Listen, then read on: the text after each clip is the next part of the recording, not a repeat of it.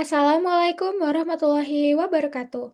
Perkenalkan, nama saya Sarah Kamila Salsabila dengan NIM G00251171 dari kelompok A5. Saat ini saya akan menyampaikan laporan praktikum 2.1 terkait anatomi organ genitalia dan uropoetika. Baik, untuk skenario yang pertama, itu saat menjadi panitia lomba lari 17-an, Dapri melihat salah satu peserta laki-laki mengeluh nyeri hebat pada daerah skrotum setelah terjatuh.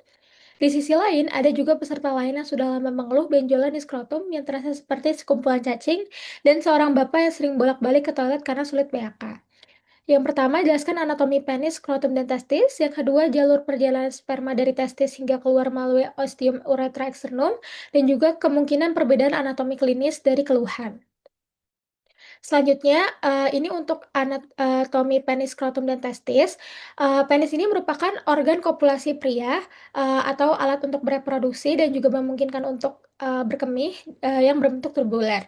Nah, untuk, penis sendiri itu memiliki pars fixa dan juga pars libera. Pars fixa adalah, bagian yang tertanam di dalam, itu terbagi menjadi dua, ada bulbus penis yang di tengah ini dan juga ada crus penis. Crus penis, ada dua, ada dexter dan sinister yang kemudian, itu berlanjut ke bagian atasnya, ke pars libera penis. Untuk, crus penis itu akan berlanjut menjadi corpora cavernosa penis, kemudian untuk, bulbus penis itu kemudian akan berlanjut menjadi corpus spongiosum penis, yang kemudian ke arah, kaudalnya, ke arah atasnya itu juga akan menjadi glans penis, seperti itu. Nah, corpus spongiosum itu sendiri terletak di ventral, kemudian dilewati juga, uretra pars spongiosa dan juga di distal dia melebar menjadi glans penis. Kemudian, untuk corpora cavernosa itu dia terletak di dorsal dan merupakan, jaringan, utama erektil, kemudian juga diliputi oleh tunika albuginea yang tebal dan, terdapat ruang-ruang di dalamnya disebut dengan cavernae, seperti itu. Selanjutnya, nah, kemudian, pars fixa itu kemudian diperkuat oleh dua muskulus. Pertama ada musculus ischiocavernosus di sebelah sini dan juga ada musculus bulbus spongiosus.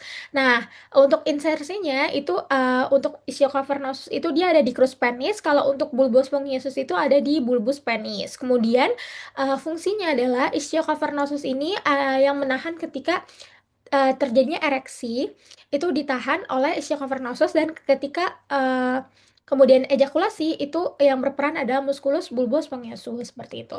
Selanjutnya ini ada vaskularisasi penis, kemudian, vaskularisasi penis itu, sendiri diinervasi oleh arteri profunda penis atau arteri cavernosa. Ini adalah cabang dari arteri pudenda interna. Kemudian, ketika masuk ke dalam, tunika albuginea itu akan bercabang menjadi arteri Helicinae, itu masuk ke cavernae, letaknya dari sebelah sini. Kemudian juga ada arteri bulbi penis, ada arteri dorsalis penis di bagian sini, terus kemudian ada arteri uretralis, arteri bulbi uretralis, kemudian ada arteri pudenda externa, dan juga ada cabang, arteri femoralis. Kemudian, ini, menyuplai darah ke kulit dan fascia penis, seperti itu. Kemudian ada juga vena dorsalis profunda yang nantinya akan yang itu adalah muara dari vena pudenda interna, seperti itu. Oke, selanjutnya. Oke. Nah, kemudian, ini untuk anatomi, skrotum, dan skrotum sendiri bukan, lapisan pembungkus testis yang berfungsi sebagai pengatur suhu dan juga, untuk spermatogenesis, seperti itu. Nah, ini urutan lapisan-lapisan di skrotum, pertama itu paling luar ada kulit, kemudian, disusul dengan fascia dartos dan musculus dartos, di bawahnya ada fascia spermatica externa, musculus cremasterica, fascia spermatica interna, kemudian ada tunica vaginalis, lamina parietalis, kemudian ada yang lamina visceralisnya, kemudian tunica albuginea, tunica vasculosa, dan juga substansia testis. Dan kemudian pada mediana skrotum itu terdapat raphe scroti, seperti itu. Lanjut, untuk lapisan testis itu merupakan organ sepasang di dalam skrotum yang, merupakan homolog dengan ovarium. Nah, testis kiri ini lebih rendah daripada testis kanan karena funiculus spermaticus yang testis kiri itu lebih panjang. Nah, ini untuk lapisan pembungkus testis itu ada 3 dan merupakan bagian dari 9 lapisan yang tadi juga karena, untuk skrotum sendiri merupakan pembungkus testis, seperti itu. Nah, testis itu pertama ada tunica vaginalis, dia ada lamina parietalis dan visceralis juga. Nah, kemudian dia juga di antara lamina parietas dan visceralis juga itu tuh ada satu ruang yang disebut dengan cavum vaginalis testis. Kemudian ada tunica albuginea. Tunica albuginea ini kemudian juga seperti tonjolan-tonjolan gitu yang masuk ke dalam testis disebut dengan septum atau trabecula yang membagi testis menjadi 200 sampai 300 lobuli. Kemudian ada tunica vasculosa juga, dari namanya vasculosa berarti ada pembuluh darah dan jaringan ikat longgar seperti itu. Kemudian ini testis ini disebut sebagai fenomena proses turunnya testis ke skrotum dari kavum abdomen selama masa embryogenesis atau ketika ada di fase-fase janin. Jadi awal kehidupan fetus itu terdapat dalam kavitas abdominalis berdampingan dengan ren. Kemudian terfiksasilah pada dinding posterior abdomen oleh gubernaculum testis. Kemudian awal perkembangan sampai bulan ketujuh itu testis mengalami penurunan relatif ke dalam kanalis inguinalis. Kemudian masuk ke skrotum dengan tarikan dari gubernaculum testis tadi untuk menghindari temperatur abdominal yang suhunya tinggi. Karena suhu tubuh itu kan lebih tinggi ya suhunya, sedangkan suhu luar itu lebih rendah. Jadi untuk testis sendiri, untuk spermatogenesis itu normal hanya bisa terjadi pada suhu yang sekitar lebih rendah 3 derajat Celcius dari suhu abdomen seperti itu. Kemudian ini untuk vaskulasi testisnya itu arterinya itu ada testicularis cabang aorta abdominalis, ductus deferens cabang arteri vesicalis inferior sama arteri cremasterica seperti itu. Kemudian kalau untuk venanya itu ada vena testicularis dextra dan vena testicularis sinistra. Nah, bisa dilihat juga di sini untuk yang sinistra itu muaranya tuh ke vena renalis sinistra dulu, baru kemudian dilanjutkan. Kalau yang vena testicularis dextra itu dia lanjut ke langsung ke kava inferior gitu. Kemudian ini untuk jalur perjalanan sperma. Jadi untuk sperma sendiri itu di spermatozoa itu dihasilkan oleh sel gamet tubulus contortus seminiferus. Kemudian masuklah ke tubulus rectus seminiferus. Kemudian masuk lagi ke rete testis. Setelah dari rete testis itu masuk ke ductus efferens. Kemudian masuklah ke epididymis. Ya, kemudian setelah epididymis itu masuk lagi ke ductus deferens, kemudian ke ampulla ductus deferens, terus kemudian ke ductus ejaculatorius, kemudian ke uretra pars prostatica, uretra pars membranacea, sama uretra pars spongiosa, kemudian ke ostium uretra externum, seperti itu. Kemudian untuk klinisnya sendiri, tadi diminta ada tiga. Pertama itu ada torsion testis. Jadi ini adalah suatu kondisi di mana testis itu bagian dari funiculus spermaticus ini seperti terpelintir atau terputar-putar gitu. Nah, di dalamnya itu ada arteria testicularis, vena pampiniformis, sama ductus deferens. Nah, patofisiologinya adalah terjadi rotasi, akibatnya aliran vena itu terhambat, kongesti, lalu arteri juga ikut terjepit. Kemudian akan terjadi namanya iskemia atau kekurangan aliran darah, dan kemudian jika tidak langsung ditolong, itu akan berlanjut menjadi nekrosis. Nah, klinis yang khas pada penyakit ini adalah tentunya nyeri yang sangat hebat dan mendadak, skrotumnya akan membengkak dan kemerahan, kemudian testisnya akan cenderung naik, dan urgensi penyelamatan untuk ditanganinya adalah kurang dari 6 jam supaya tidak terjadi nekrosis seperti itu. Selanjutnya ada varikokel. Nah, ini untuk anatomi yang terlibat itu ada pelebaran plexus pamphiniformis, yaitu vena di spermatic cord. Nah, ini tuh lebih sering di bagian kiri karena vena testicularis kiri itu kan langsung masuknya ke vena renalis kiri ya. Nah, itu tuh membentuk sudut 90 derajat yang mana itu mudah terjadi tekanan gitu. Nah, patofisiologinya katup venanya tidak kompeten, kemudian terjadilah reflux darah. Nah, kemudian venanya jadi melebar, kemudian suhu testisnya naik dan mengganggu spermatogenesis. Nah, klinis yang khas itu kayak teraba seperti sekumpulan cacing. Terus kemudian biasanya tidak nyeri hebat, tapi lebih jelas saat berdiri dan bisa menyebabkan infertilitas seperti itu. Nah, kemudian ini ada pembengkakan prostat atau benign prostatic hyperplasia BPH. Ini anatomi yang terlibat itu ada prostat itu mengelilingi uretra pars prostatica. Nah, terutama zona transisional yang mengalami pembesarannya. Nah, patofisiologinya, hiperplasia jaringan prostat ini kemudian akan menekan uretra sehingga mengalami penutupan dari aliran urinnya. Nah, ini klinis yang khas itu disebut LUTS, Lower Urinary Tract Symptoms. Itu sulit mulai untuk buang air kecil. Dan kalau buang air kecil pun pancarannya akan jadi lemah, kemudian akan terasa anyang-anyangan setelah buang air kecil atau perasaan tidak tuntas, dan juga frekuensinya jadi lebih sering karena perasaan anyang-anyangan tadi. Kemudian juga ada nokturia atau saat malam hari itu sering buang air kecil seperti itu. Oke lanjut, ini untuk skenario yang kedua. Nah, saat acara camping, Miko sudah menahan kencing sejak sore karena toilet umum sangat antri panjang. Malamnya ia mengeluh nyeri pinggang yang menjalar ke bawah, anyang-anyangan dan merasa buang air kecil tidak lampias. Keesokan paginya, temannya panik karena Miko bolak-balik ke toilet sambil memegangi pinggang seperti sedang audisi sinetron. Jelaskan pembagian organ sistem oreopatika dan fungsi umum masing-masing organ, kemudian jelaskan alur perjalanan urin. Nah, ini organ oreopatika itu kurang lebih ada 4. Ada yang pertama itu ada kidney, ren atau ginjal. Kemudian ini ada ureter, saluran ini. Kemudian ada vesika urinaria. Kemudian ada uretra. Nah, untuk fungsi umumnya itu apa? Jadi kalau untuk ginjal sendiri, itu adalah tempat penyaringan darah dan tempat di mana awal urin itu diproduksi.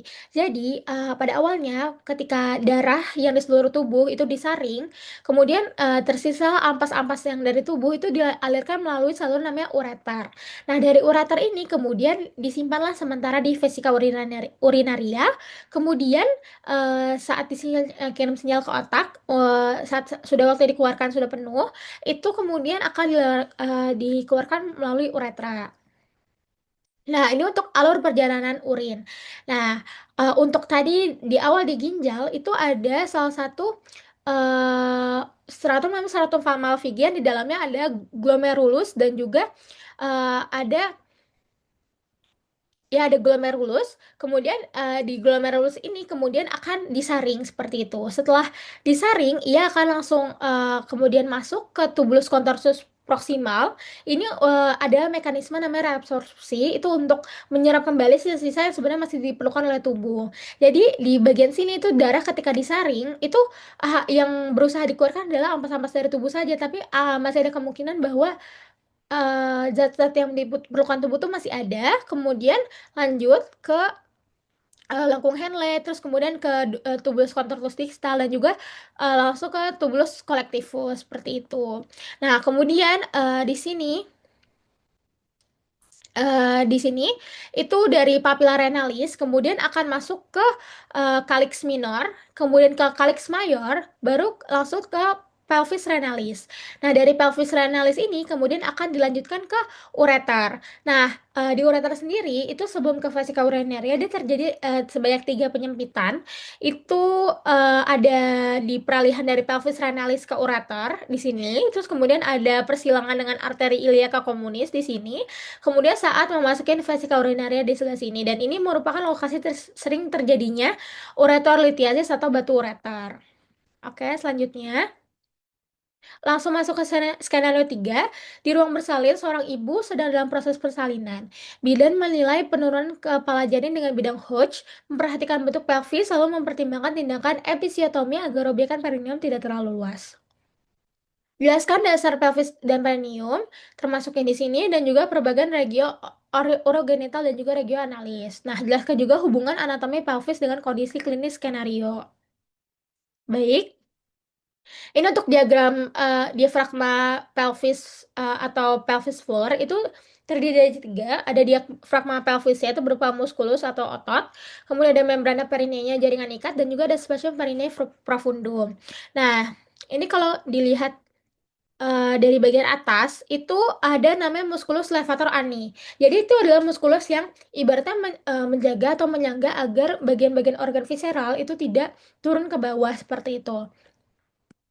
Nah, di sini ada musculus pubococcygeus, kemudian ada iliococcygeus, terus kemudian ada di sini juga ada ischio-coccygeus. Nah, ini dari bagian bawah. Di sini terlihatlah ada juga ada musculus pubococcygeus di sini. Ya, terus kemudian ada puborectalis.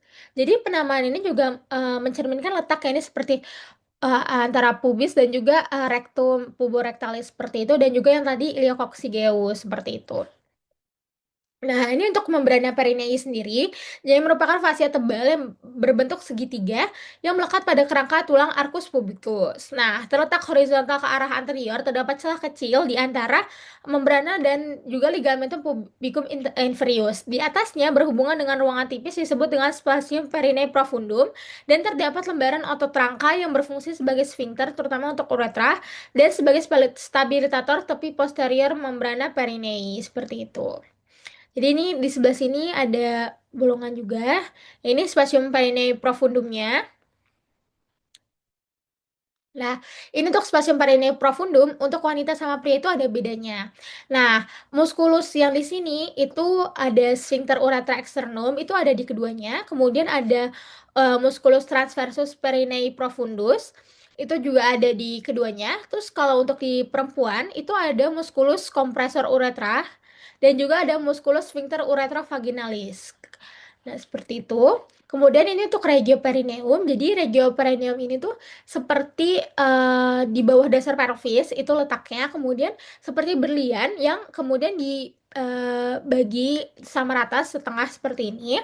Itu semacam bidang hayal yang kemudian menghubungkan kedua tuber ischiadicum menjadi regio urogenital sebelah atas sini dan juga ini regio analis anterior dan posterior seperti itu. Nah, ini untuk tipe-tipe pelvis. Jadi untuk tipe pelvis sendiri itu secara jenisnya ada empat, ada ginekoid, itu bentuknya hampir bulat dan ini tuh merupakan tipe ideal untuk perempuan untuk melahirkan secara pervaginam. Kemudian ada tipe yang android, ini conjugata ferrata anatomikanya sedikit lebih panjang daripada diameter transversa. Nah, ini tipe ideal buat yang laki-laki. Sedangkan pelvis tipe peloid ini kan ukuran konjugatanya itu ferrata anatomikanya lebih pendek daripada diameter transversalnya. Nah, disebut juga dengan pelvis melebar seperti ini. Dan juga ada pelvis anthropoid. Ini ukuran konjugata vera anatomikanya itu lebih panjang daripada diameter transversalnya. Nah, ini makanya disebut dengan pelvis sempit, menyempit gitu. Nah, ini tadi juga untuk pelvis yang perempuan itu cenderung lebih lebar dan pelvis yang laki-laki itu cenderung lebih sempit dan ini ada hubungannya dengan apa? Dengan kemampuan untuk melahirkan seperti itu. Nah, ini perbedaan wanita dan pria, tapi untuk intinya adalah wanita itu bulat karena diperuntukkan untuk mengandung, melahirkan. Kalau laki-laki itu seperti jantung. Kemudian kalau sakrumnya itu lebih pendek, luas dan kurang melengkung supaya kalau melengkung dan tidak melengkung itu dampaknya adalah ke eh, menusuk ke kepala bayi atau kayak gimana gitu. Terus kemudian kalau pria itu dia lebih panjang, sempit dan dia agak melengkung ke depan. Kemudian untuk oksigeusnya, kalau perempuan itu lentur, kalau kaki kuat, kalau osiliumnya, kalau perempuan itu miring miring ke lateral. Karena tadi untuk menampung janin, kalau misal laki-laki itu lebih tegak, kemudian untuk kavitas pelvikusnya dia dangkal tapi dia luas. Kalau laki-laki dia lebih dalam, terus kemudian lebih sempit. Nah, kemudian kalau untuk tulang pelvisnya, kalau perempuan itu tipis dan tidak kuat, kalau laki-laki itu tebal dan kuat. Dan kemudian untuk spina ischiadikanya tidak menonjol kalau untuk perempuan. Terus kemudian kalau misal laki-laki dia menonjol seperti itu. Nah, ini untuk pengukuran bidang Hodge. Bidang Hodge itu dibagi jadi empat, ada bidang Hodge satu, 2, 3, dan 4. Yang satu itu setinggi dengan aditus pelvis, kemudian yang dua ini setinggi tepi bawah symphysis of pubis, kemudian yang bidang Hodge 3 ini setinggi spina ischiadica, yang bidang Hodge 4 ini setinggi os coccygeus. Nah, fungsinya ini adalah untuk mengukur eh, di manakah posisi kepala bayi yang ada saat itu. Nah, ini adalah salah satu teknik untuk yang dilakukan saat persalinan. Nah, selama melahirkan, perineum ini akan meregang dan akan robek tentunya. Untuk mencegah rupturnya muskulus sphincter ani yang sebelah sini, akan dilakukan episiotomi. Ada dua tipe episiotomi. Ada episiotomi median atau midline ini dan juga episiotomi lateral, mediolateral ini. Nah, kalau episiotomi median, sayatan dimulai pada garis tengah komisura posterior lurus ke bawah, tetapi tidak sampai mengenai serabut sphincter ani. Jadi, hanya sampai sini saja. Nah, kemudian sedangkan pada episiotomi medialateral itu sayatannya dimulai 45 derajat dari midline. Nah, fungsinya ini supaya tidak menembus ke bawah. Baik, sekian penyampaian laporan dari saya, kurang lebihnya mohon maaf. Wassalamualaikum warahmatullahi wabarakatuh.